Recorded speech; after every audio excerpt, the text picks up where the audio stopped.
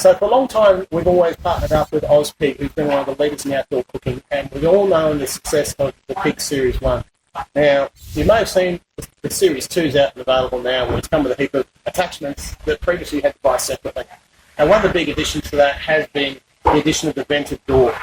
Now, the vented door that comes with the Series 2 in the box is different to the vented door accessory that you can still purchase separately.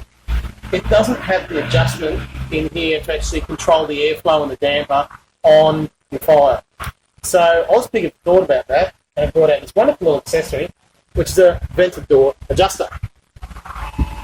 Now, by fitting this to your Ozpig Series 2, you can then have the control over your fire that you'd like to have, so you can burn more or less fuel depending on how much air you're mixing through there. So what you get in the box is really simple. And you've got a couple of component pieces. So you've got your adjuster, and then there's a little cap and a spacer there to bolt it onto the Ozpig. So that's what you get inside the kit. What we'll do is pull the door apart, show you what you need to do, and show you how it sits. Okay, so this is our mesh door. Now, in the instructions that come with your vent door adjuster, there is a step that's actually omitted in the current instructions where you do actually need to remove this retainer here so you can fasten your vent on the back of it.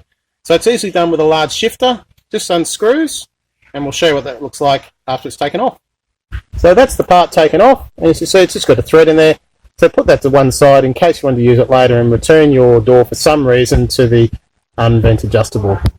You will note there's a cutout on this side of the adjuster vane, and that's married up so that it won't foul with the door bolts here on the side. So when installing it, you just need to make sure it's over on this side so that when that closes, it'll sit nicely.